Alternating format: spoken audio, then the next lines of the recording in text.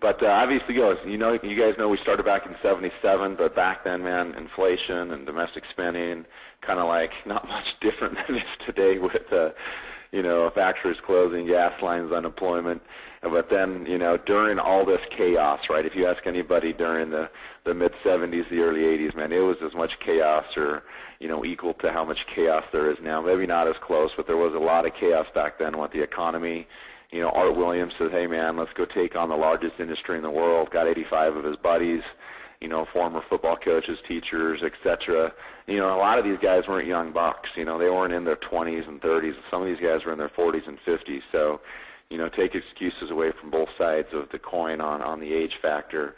But these guys says, let's go give an insurance program. Let's go teach it for income protection. Let's go get people out of your whole life contract. Let's do 100% term 100% of the time.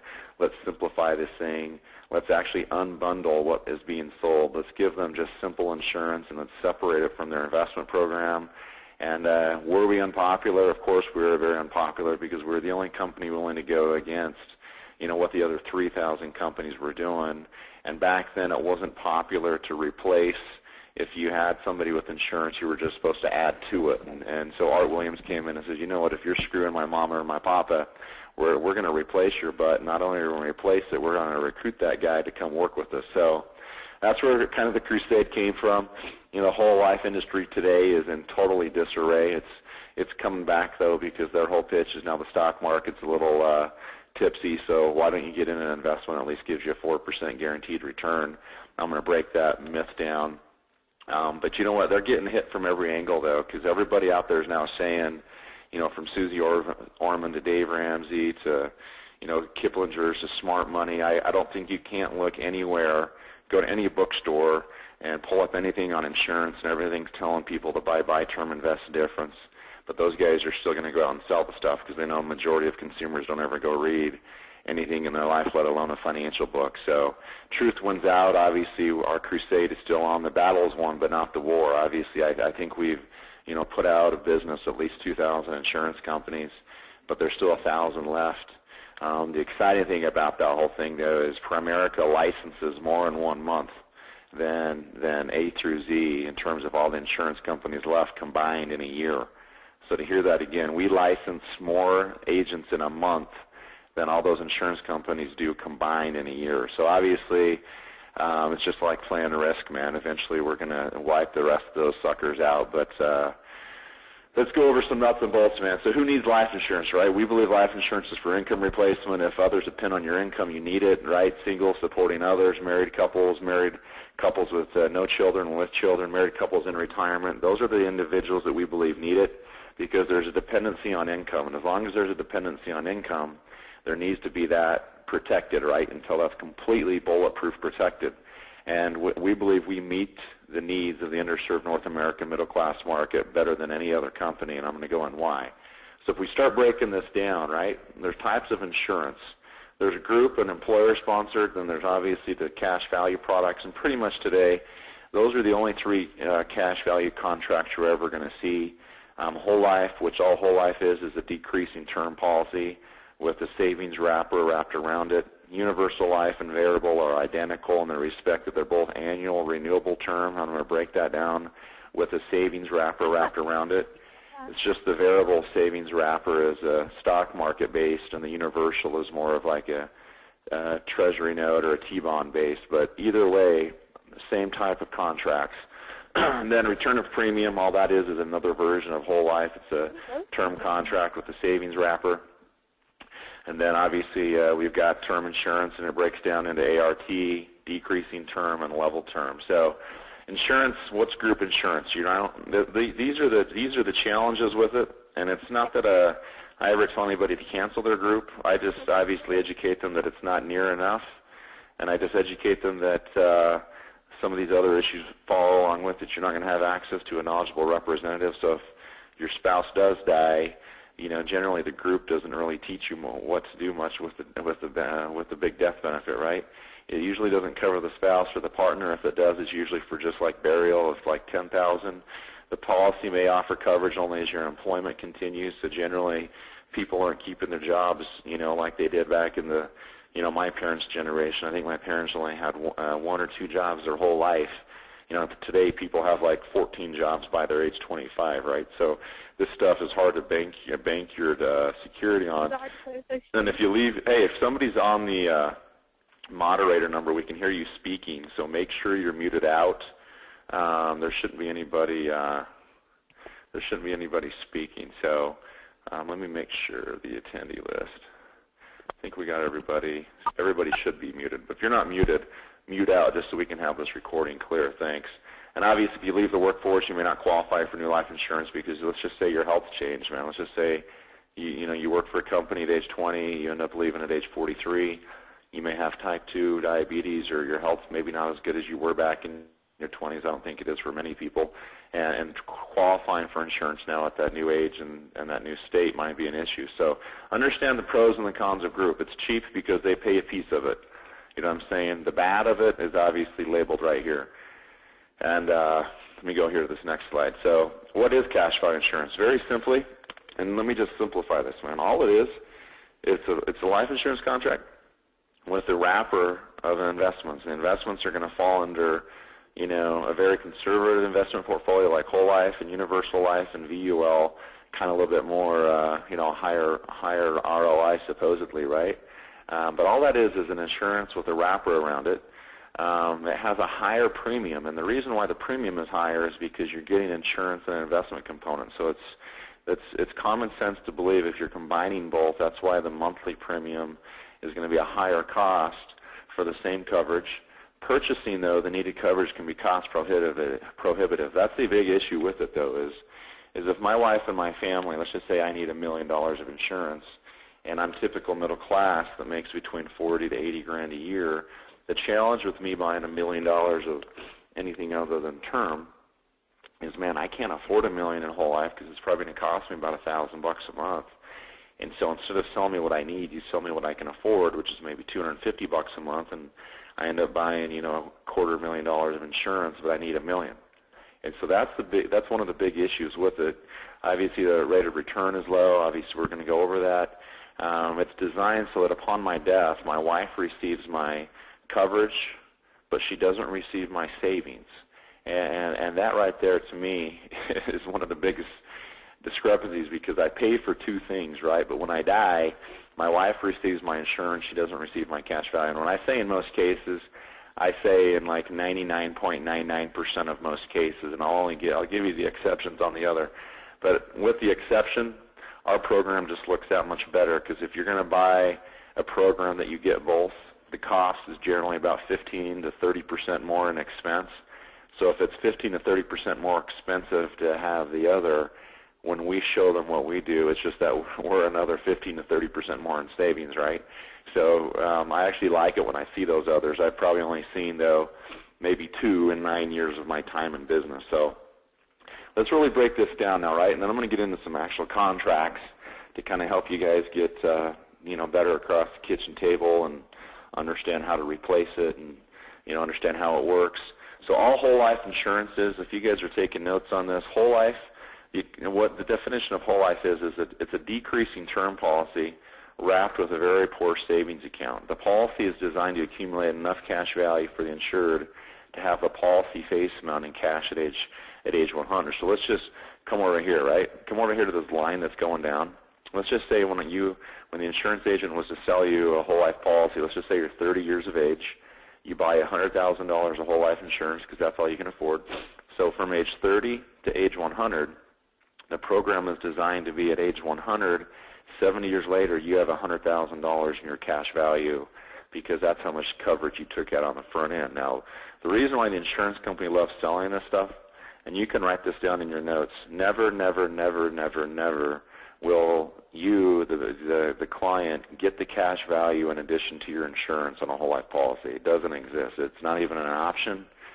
You'll never get both.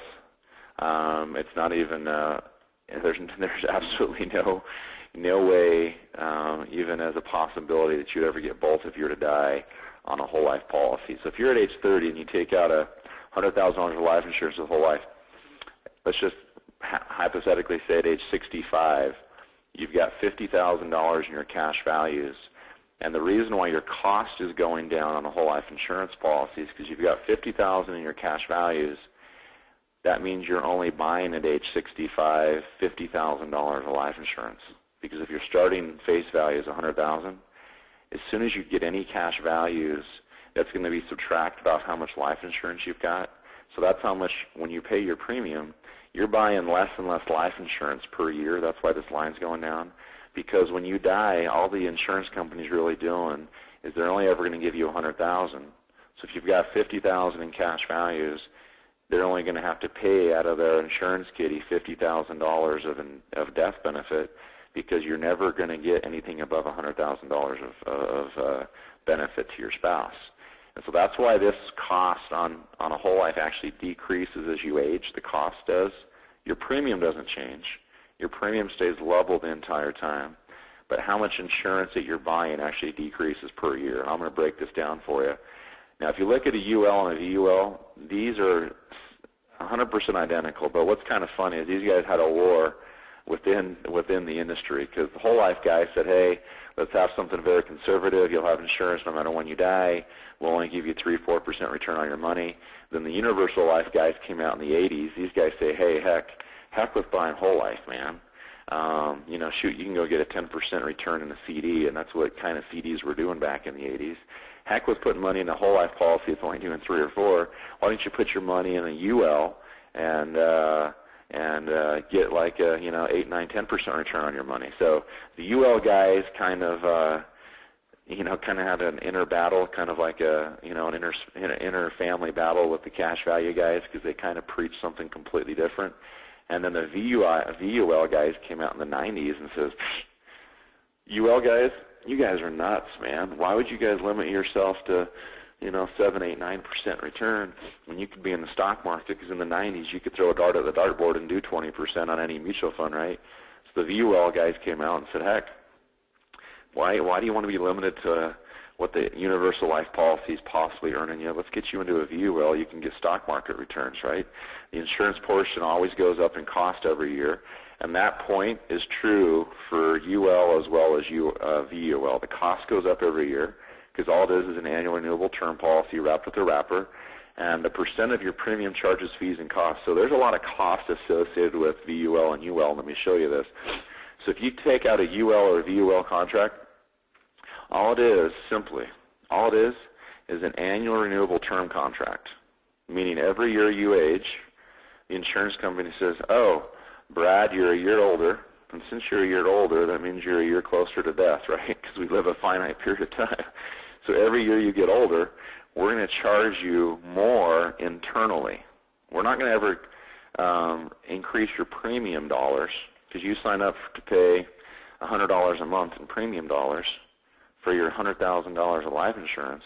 But internally, the cost is going to increase every year. So that means every year, less and less money is going into your savings, because more money has to buy your life insurance. So as the older a person gets, the more it costs to insure them. Once you give your premium dollars to the insurance company, you have all these fees associated with it. Then you've got to buy your insurance, and then what's left over goes to your cash value. So in the early years of these contracts, hypothetically, if I'm 30 years old, the cheapest that my insurance will ever be is when I'm 30. So I'm only buying 1 year of insurance. That means a bundle of my premium should go into my cash value early on. But let me just show you the myth associated with that. But that's how that stuff breaks down. Then all return of premium is similar to whole life. It builds cash value. If you don't repay your loans, it's going to reduce how much insurance you get. I mean, just understand, all this is another whole life product.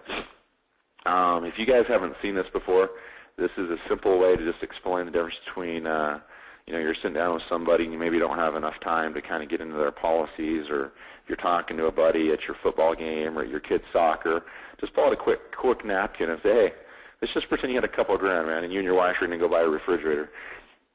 And let's just say your wife likes Best Buy because they have the Geek Squad there, and the pretty lights and the checkerboard floor, and they got the music, and it's just pretty in there, right? You go there, and the Martha Stewart Special stainless steel, doesn't show any fingerprints, refrigerator is going to come with a $2,000 price tag. The cool thing with the manufacturer, though, it's going to give you a 36-year guarantee, and you get all your money back at the end of this guarantee. And your wife's like, man, I like getting my money back. I like the warranty and the guarantee. And honey, it doesn't cost us anything. We pretty much get back what we put in. And let's just say the husband's a little hesitant to say, hey, honey, let's go to Costco, right? Costco, there's 4 walls, there's cement floor, there's no geek squad, there's nobody to help you in the electronic department. But you can find the exact same Martha Stewart stainless steel in a no fingerprint refrigerator for $1,000. Comes with the identical guarantee, but they got you with refrigerator B is you get no money back. After the warranty is over, there's nothing to return to you. So you were to ask which refrigerator would you buy, you all know it's a trick question, and so would be the person you'd show in it, but they'd be still hesitant to say B because they like this 2,000 over here, right? They said, well, hey, let me just show you something. If you're to take the $1,000 you didn't spend, and if all you did is you got a 4% return on your money, what this means, you take 4 divided into 72. 4 into 72 goes 18 times. Even if you only got a 4% return on your money, at least at the end of that 36-year warranty, you'd have more back than what the manufacturer would have given you back on a refrigerator A. And obviously, refrigerator A is cash value insurance. This is just doing buy term invested difference. But the other thing is, if you were to die along the way, you'd get both, right? Not only the warranty, but your savings. You get a 6%, you get $8,000 back. You get a 12% on your money, you'd get over $64,000 back in the exact same 36 years. And so I think that's a simple way to show people, now let me show you how your policy works. You know what I'm saying? This is kind of like a surface story. Tell the surface story, get in and show them how their policy works, and it'll actually be much worse than what you just told them. But why term, right? We believe in separating both. You can purchase more for your family. You get a lower cost for the same coverage. You get market return. Upon your death, your benefit gets both. And then all ART is, man, is very simply, your premium goes up every year because you get older, right? But your coverage stays the same. Why term insurance? Oh, I went the wrong way, man. All decreasing term is coverage goes down every year. You don't see a lot of this sold anymore. Like mortgage companies sell this sometimes, attach them to your mortgage. If you take out a $200,000 mortgage, they pretty much say, hey, when you die, your house will get paid off, right? So as the balance of your house goes down, right, the coverage amount, it's kind of a rip-off to you, though, because if you take out a $200,000 mortgage and 15 years into it, you know, your coverage down is about like $160, you're still paying the same premium for what you did back when you took it out at $200,000. So decreasing terms are a rip-off in my book. And then there's level term, which means the premium stays level and the coverage stays level. Pretty basic understanding on those concepts. So let's get into some stuff here, man. Understand the competition's products. The fine print's going to be devastating to the family once you teach them how it works, and this is my goal here today, is to get you guys very competent and confident. When you guys are going out today, you guys have a lot of arrows in your quiver, and you guys know, what arrows to pull out when. You don't need to pull out, a cannon to shoot a rabbit, but you might need that cannon to shoot a big bear, which in our terms is maybe an engineer or an accountant or, somebody that may live up in Canada. I'm just kidding. But to help your clients choose the right protection for your family. So let me get into some of the stuff here. Let me scroll out of this one, come into here. And a lot of this stuff can be found on Neil Team Freedom. If you guys want to know where I'm getting the majority of my material from. But how far back does this whole crusade go? You know what I'm saying? This whole battle, man, that Art was deciding to fight in 1977 actually started 100 years before he even got into the fight. And what's interesting about that, he started in 77, but dating as far back as 1877. There was the first book ever written on the evils of cash value life insurance was a book in 1877 named Traps Baited with Orphans. That sounds pretty dang scary when we're talking about your life insurance, right? And then 40 years later, another book comes out called A License to Steal. So back then, we were talking about how this is it's a legalized racket, right? It's like legalized extortion. So back before all this started here, right? Art Williams was preparing, and the battle was already begun. In 38, life insurance investing in a disaster. 1944, you pay and you pay. 1958, your pocketbook is leaking. 1961, behind the fine print. So all this was going on. Art's just getting born.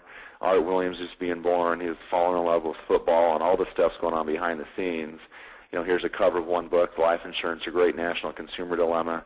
The next one came out and it says it's still it's still the National Consumer Dilemma, how your insurance policies rob you. And I just want to let you know, none of this is talking about term life insurance.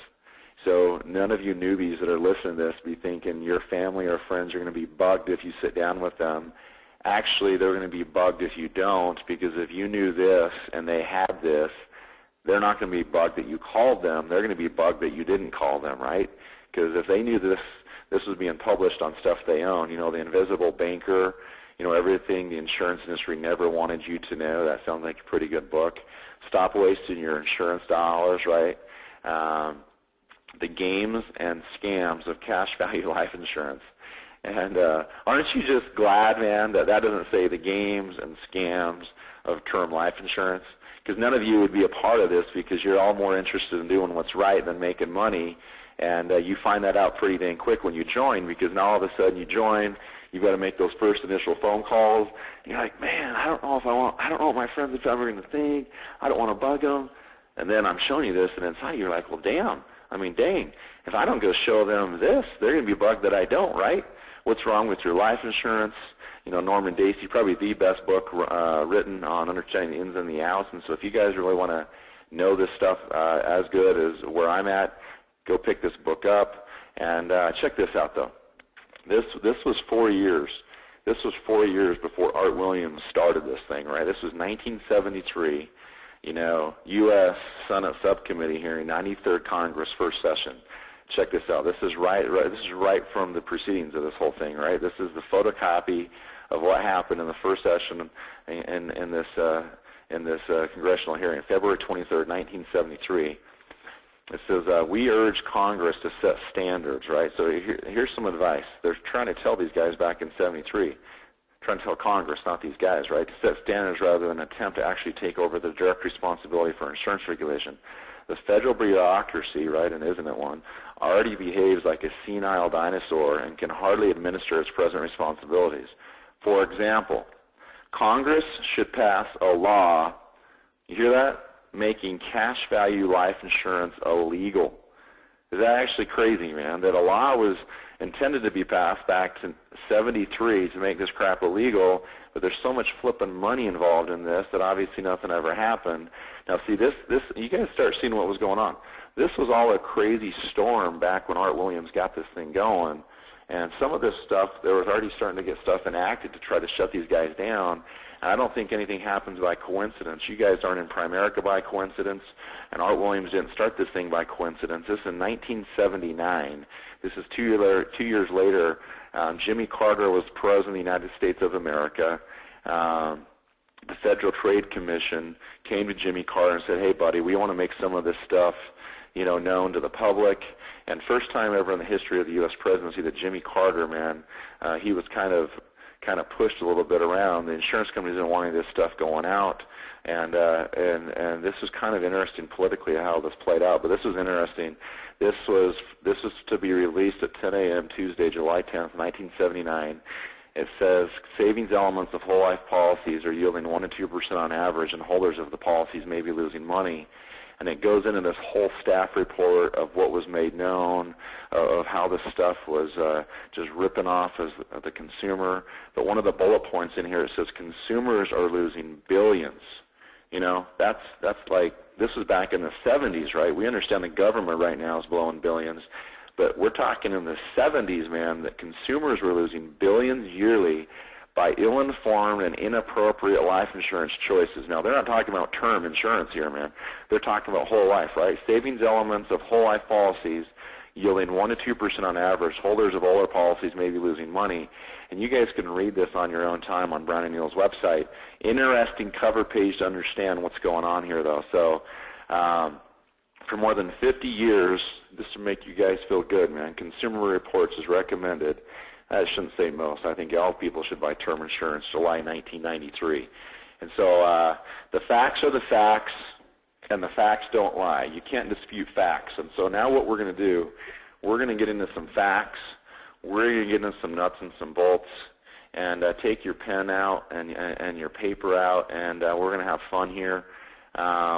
This is a whole life insurance policy that I replaced back a few years ago. Union Central, they just got wrapped up in a big legal case here in Utah for supporting Rick Krober of that guy down in Provo. And check this out. So right here, whole life policy. You know right on the front page what it is. So in your brain, when you see this at the kitchen table, what should automatically go off? In my brain, I'm thinking, okay, it's going to be a decreasing term contract. There's not going to be any savings in this sucker for at least a little while. For sure the first year, maybe the second or third. And then he doesn't get both if he dies, like never. When I see whole life, never gets both. The return on his investment is going to be 3-4% maybe. No savings for the first little while.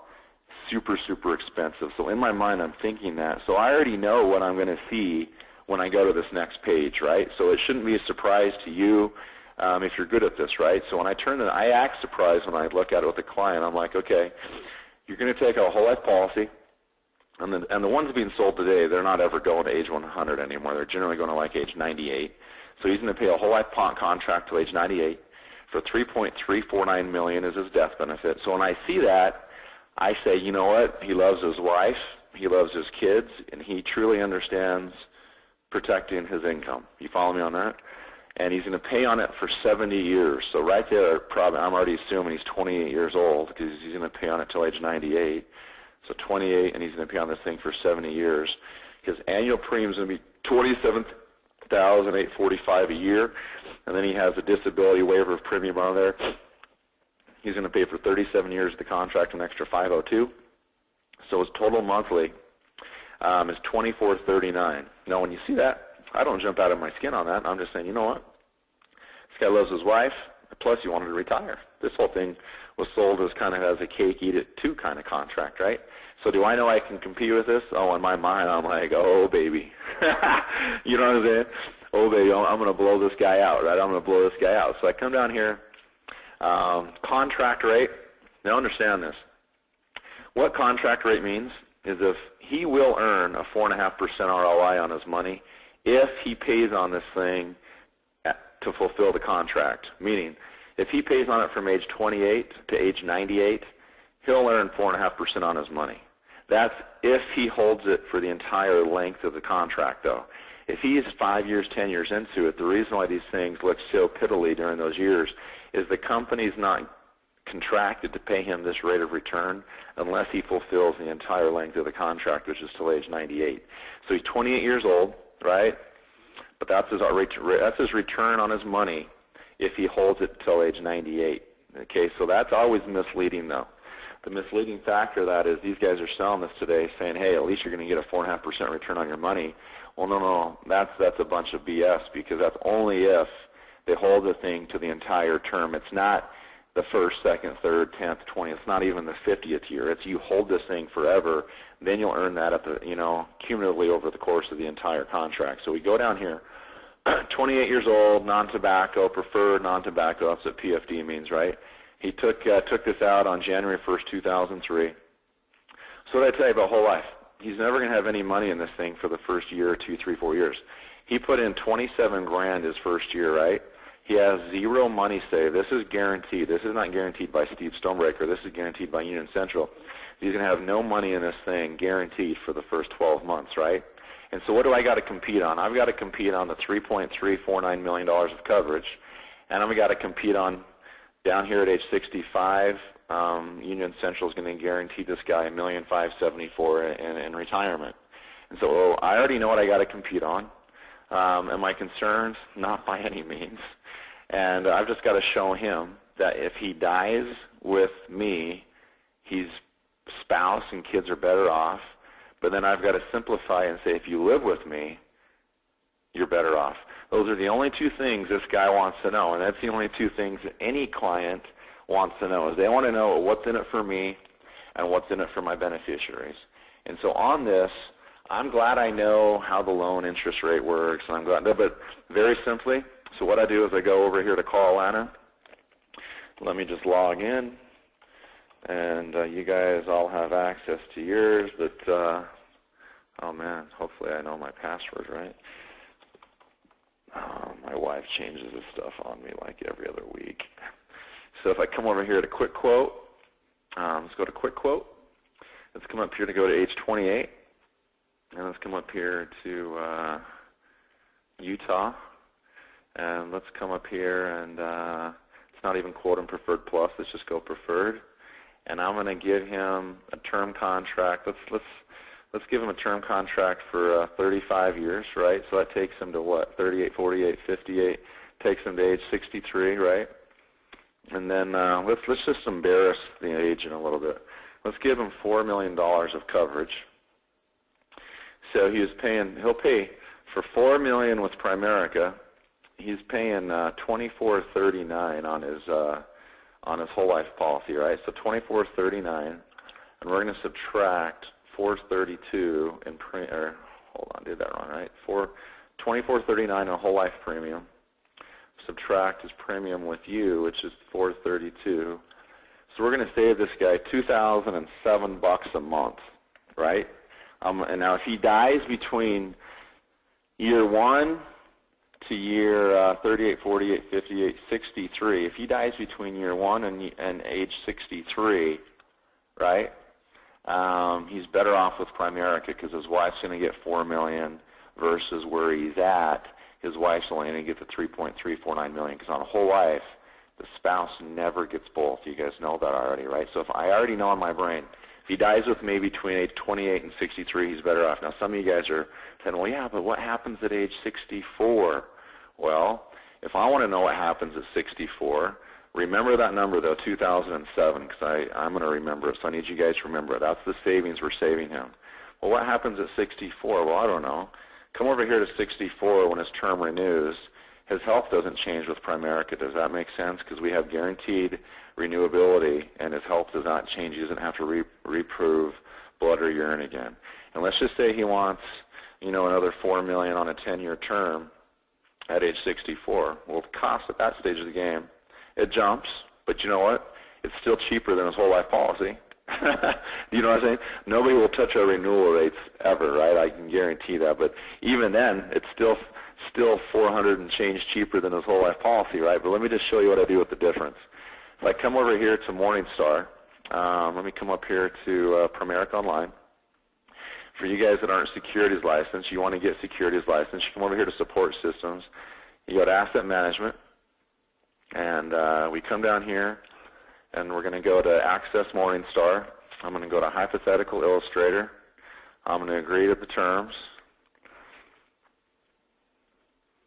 It's going to load this up. I'm going to go to New Hypothetical Illustration. And I'm just going to pick a random mutual fund. This is not a solicitation of any mutual fund, but I just know this fund's been around for a while. Van Kampen Equity Income. It's pretty, it's kind of like a Sherman Tank kind of fund, kind of like a fund that I'd put my grandma in. I'm going to hit add. I'm going to come up here to buy it, right? I'm going to just run this off of the market. His initial investment, I saved the guy, you guys remember that number, right? I saved the guy $2,007. And on my time period that I'm going to look at this thing, I'm going to run this customized, and the end date's going to be August 31st of 2009. So I'm going to run this for 35 years. So, or actually, let's run it for 33 years because you guys are thinking, well, Steve, your term insurance is going to end with this guy at age 63. So his shows on his policy that we were looking at, let's go back to that so you guys remember. You guys show at age 65, he's going to have $1.5 million. So let's actually go to 62 because it's actually published. You see at age 62 on his whole life policy, he's going to have $1.3 million saved. So let's come back to that, okay? So let's go from age 28 because he's 28 years old. And we're going to run this thing from 62 minus 28 years. Let's run this thing for 34 years. So let's go 2009, because I'm not that good with math, minus 34 years. 1975. So let's run this thing based on what did the market do from 75 to 2009. Now, this is no guarantee of future performance, right? But this is going to give me a concept, and this is going to give me an idea. And if I'm going to hit, he's going to invest $2,007 a month, because that's what I saved him. I saved him 2007. He's going to invest that monthly for those 34 years. Now, if I hit generate report, this is not only going to blow you out of the water, but it's going to blow, your client out of the water. So this is generating the report of what the market did for those last 34 years.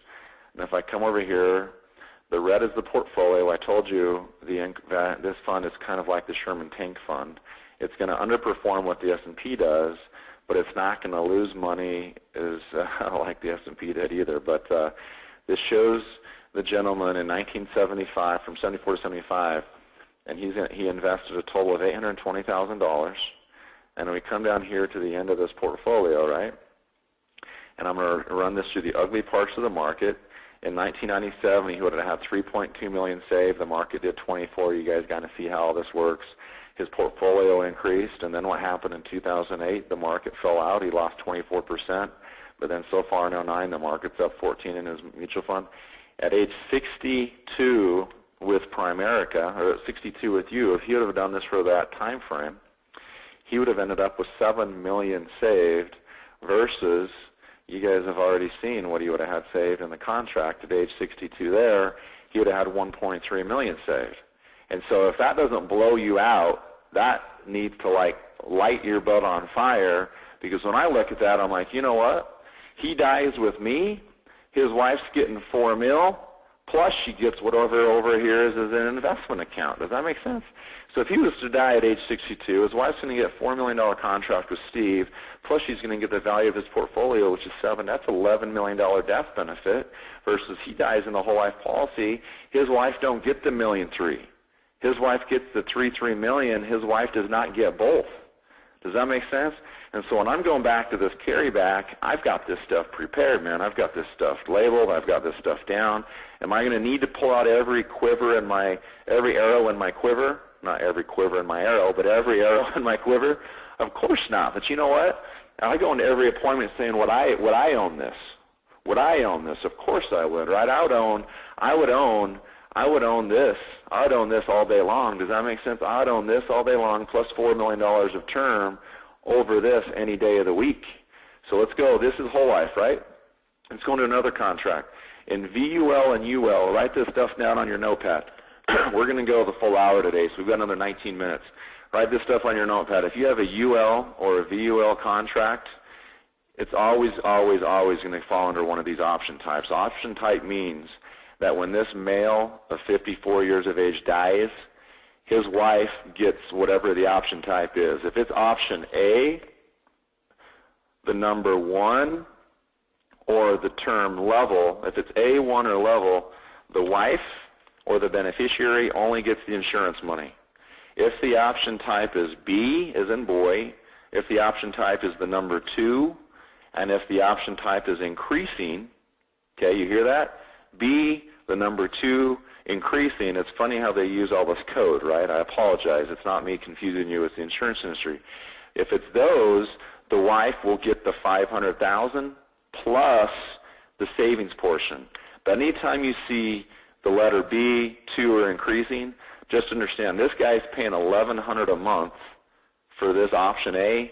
If it was option B, this would be about $1,300 to $1,400 a month, because he now has to pay more premium to insure the cash value. Is that not oxymoron? That you pay a higher premium to insure something you should get no matter what. Because you actually have to pay more premium to insure the cash value. We just say, heck, dude, just buy a level premium term, outside investment, don't pay a premium for that other side, and just get both when you die, right? And this is up front. This guy paid $15,000 up front to get this policy started. His father died. This is a client of mine. He gave the company $15,000 up front to buy this insurance policy. But here nor there. Now, whenever you see a variable universal life, now you didn't see that up front because I didn't have a cover page of this. I apologize. But when you ever see a VUL or a UL, and your brain's already going off what? Cost is going to go up every year. Cost is going to go up every year. He's going to have an option to get something when he dies. Boom, there it is. Does he have fees associated with this thing? Oh, does he have fees? We're not going to break down these fees. You get the premium of $1,100 a month, right? Upfront premium of 15 Gs. Does it have cost? Yeah, but I'm not going to get into that nitty-gritty stuff today. Very expensive to invest through one of these, right? Because you're investing through an insurance company to get in the stock market. Now, what I want to show you on this is one of the nastiest things. You will not see, write this on your notes, you will not see surrender charges on whole life. Whole life is just named 100% correct. I mean, if you go to this other article here on Charles J. Givens, you know, it says in 79 the Federal Trade Commission published that result. You guys already seen that I just showed you. But he says, no matter what salespeople tell you or what companies name their insurance policies, there are just three kinds of life insurance, right? Whole life, universal life, and term. All policies, no matter what the gimmicks or promises, fit into one of those categories. The first two are absolute what? You guys say it. The first two are absolute what? Rip-offs, right? And the third is always the right kind of insurance for your financial plan once you understand the right types to buy, or the right for your how much do you need. And it says whole life. Whole life or cash value insurance is the worst of the three. Actually, I think they all suck. But the only good thing you can say about whole life insurance is that it's named correctly, right? Whole life is where your money goes down into a hole never to be seen again, right? You overpay your premiums by 1,000% to create something called cash value, which neither you nor your heirs will ever probably see due to a slick maneuver in the policy, which we'll cover later. When the insured dies, the insurance company, not the beneficiary, gets to keep every dollar of the cash value. Not 10%, not half, every dollar up to the face value of the policy. Why would you want to overpay your premiums by 1,000% to build something you're never going to see, right? And then it comes down here and talks about VUL. So my point with this, on a whole life contract, you're never going to have surrender charges. There's no such thing. They're just upfront and telling you, bro, you're not going to have nothing in this thing for the first 1 to 3 to 4 or 5 years. It's not we're going to fib to you. We're not going to smoke and mirrors you. You're just going to have any flipping money in this thing for 1, 2, 3, 4, 5, 6 years, right? Then with VULs and ULs, right, you're going to have nasty surrender charges, which is kind of like a smoke screen to really think that you have money there, right? It says with variable life, the interest rate you earn on your cash value is supposed to change with stock market, right? Because that's why you invest in a variable contract, so you can get mutual fund returns, right? But what the heck does it matter, since the insurance company's going to end up with your money anyway? So that's what my whole point is. I don't care if you get 4% return on your cash value or 100% return on your cash value. What does it matter, man? If you die, your wife don't get it. You guys follow that? Your wife don't get it. So let's come back to this, right? So here's this guy putting in $1,100 a month. You follow me? And how do you know that? Well, you saw that on the front page as premium cost, but what this says right here is this is his table of surrender charges, or meaning this is how bad we're going to cut your digits off of your fingers if you try to get in the cookie jar. We're going to charge you this decimal factor multiplied by 1,000 per how much coverage you've got. So very simply, how many thousands are there in 500,000? There's 500 of them. So what you do is you just pull out your calculator, and you take that decimal factor of 39.83, and I've already done the math for you out on the right, and you multiply that by how many thousands are in 500,000. You'd have $19,915 in cutting off your fingers to access any money the first year. Now he gave $1,100 up front plus 15 grand up front, so he has to pay almost 20 grand to access any of his money. Is that not an absolute rip? Now the whole reason that's there is because the money's really not there. This is to scare you into even accessing it, and it scares most people enough that they never access it. But the point of it is that money never really did exist, because this is just there to protect the insurance company and the commission of the agent. But you see this, you guys have, not you guys, clients have surrender fees on their policy for 14 years, man. They tell our borrowers that this thing's kind of like a college or savings plan for their kids, or they say this is a way to access emergency money. BS. You can't access a dang thing in this thing for 14 years. Does that make sense? So let's go to this next page here. He had a VUL on his wife too, but this is his. He was 54 years old. So what did I tell you on this? This is an ART policy, annual renewable term, because it's a VUL. Every year that this guy ages from 54 to 55 to 56 to 57 to 58 to 59, the decimal factor of his insurance is doing what? All you guys are looking at is the decimal factor is getting bigger. Well, the decimal factor means one thing, that the cost of his insurance, you guys are reading right here, the cost of his insurance, the annual cost of insurance is actually getting it as a bigger decimal factor. Well, how much does it go up? Well, I don't know. At age 54, let's just take 7.09, right? And let's multiply that by 500 1,000s. So his yearly cost, this is annual cost, is $3,545, and we divide that by 12 months to look at his monthly cost. So of his $1,100, $295 of it's buying 1 year, my point, 1 year of term life insurance from age 54 to 55. He's paying $295 for 1 year of life insurance. Now, if that's not a rip, that's not a rip. We'll come over here to our quick quote. We'll go 54 preferred. We'll sell him a 10-year, and we'll sell him a 10-year term for $500,000. This is for 10 years of insurance versus 1 year. Our 10-year policy is $93, right? His 1 year of insurance is $295.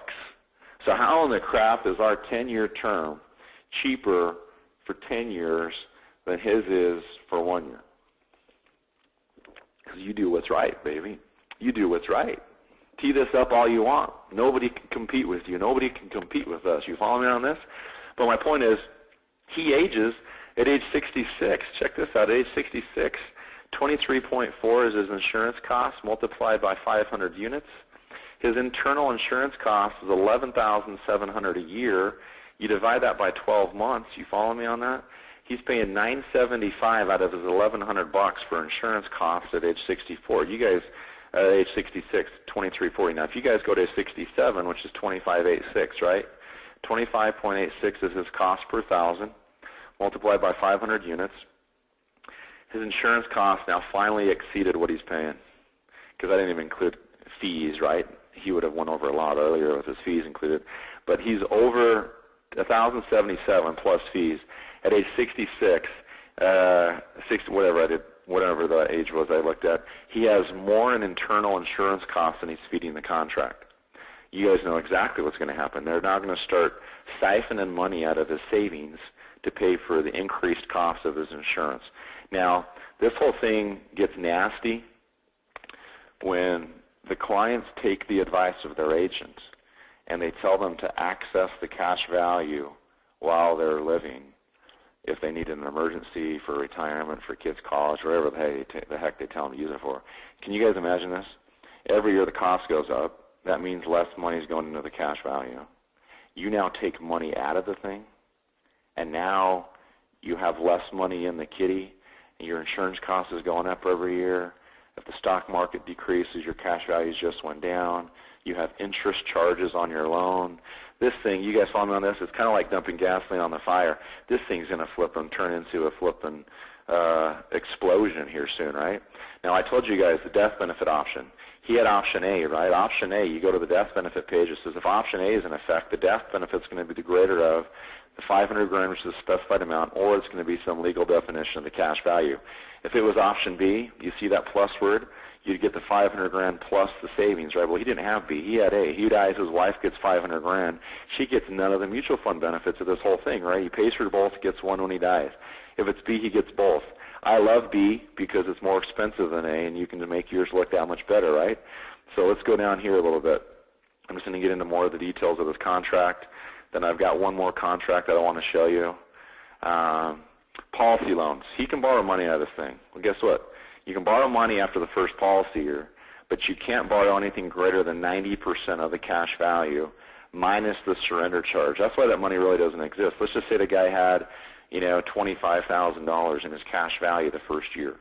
If he wants to take a loan out against it, he can borrow 90% of the $25,000, but we've got to subtract the surrender charge. So if he's got 25 G's in there, we've got to subtract $20,000 right off the top because that money really doesn't exist. It's just make-believe. He can now borrow 90% of $5,000.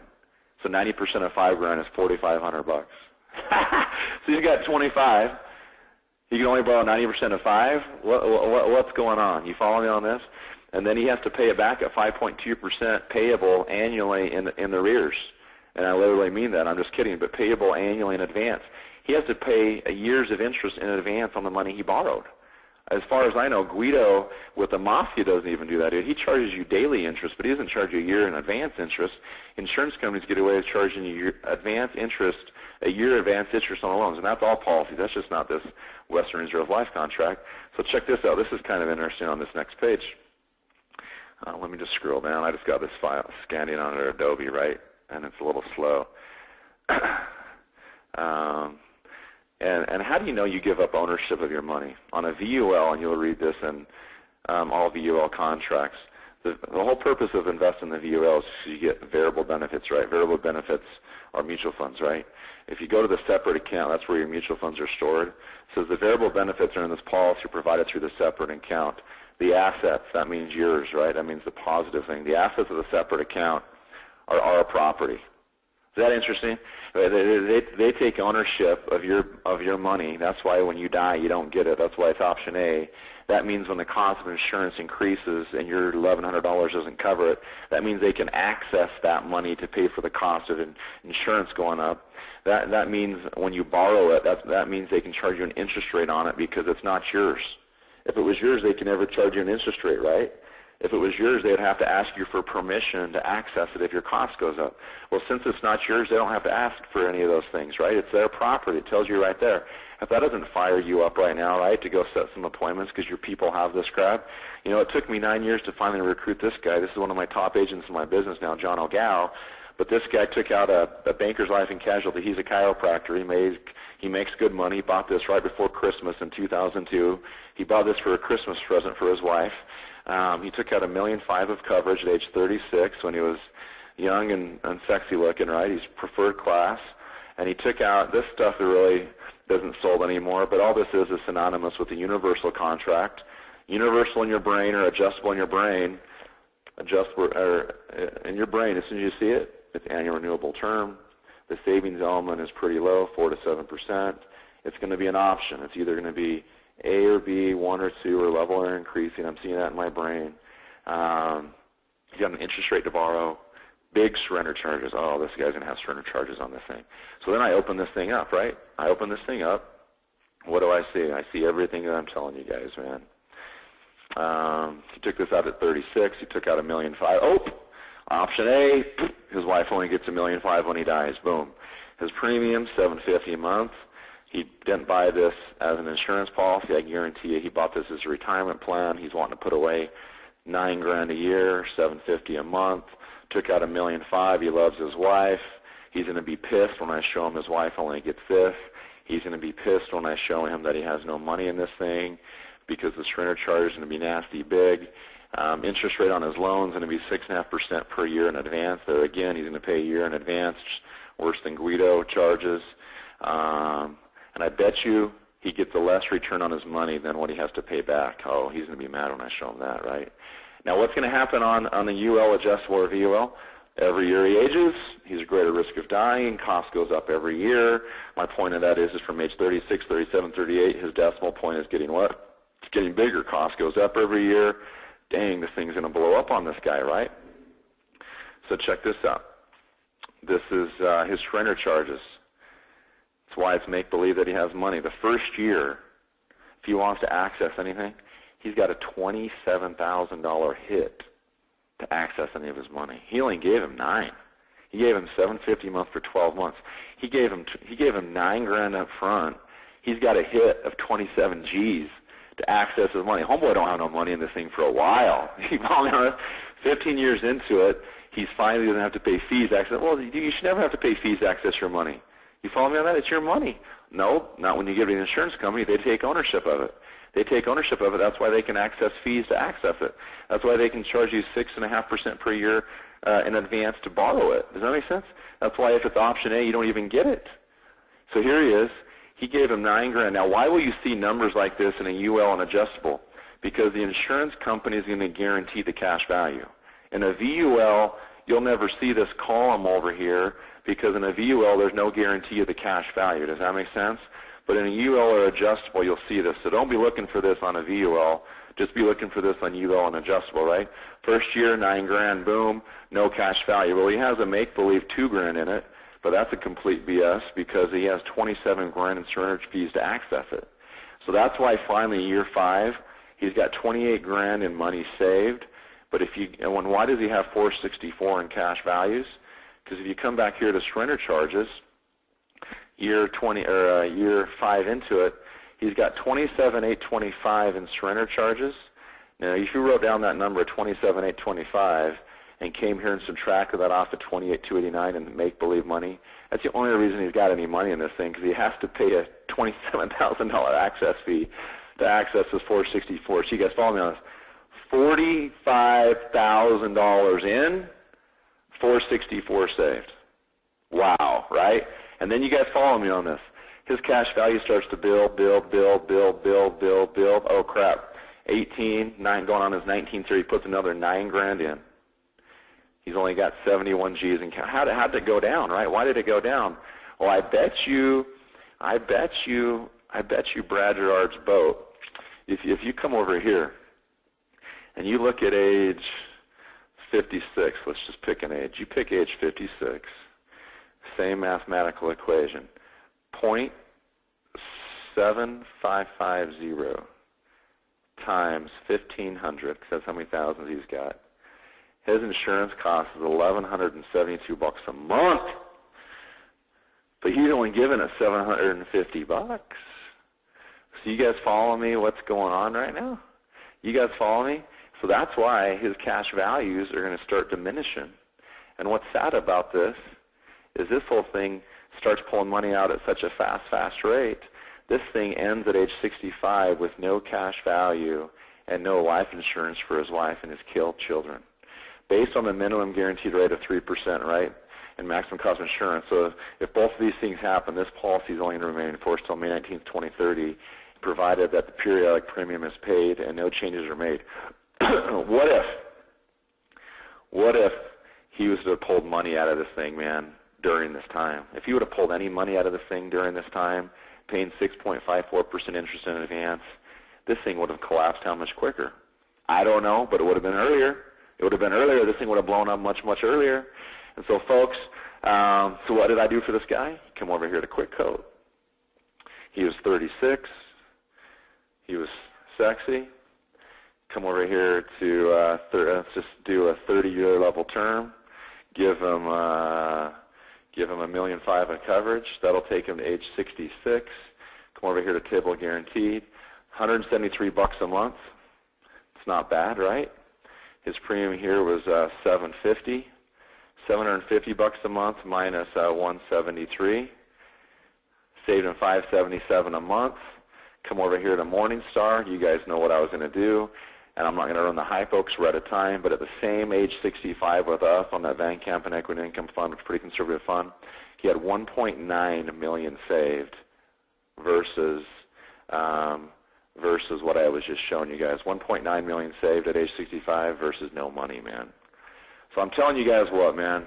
You guys need to be jacked up. I'm not going to go through this Why Primerica Life, but you guys need to pull this off from Guy Shashadi's life insurance. But I want to end with this right here, folks. Insurers are raising premiums on term life right now like never before.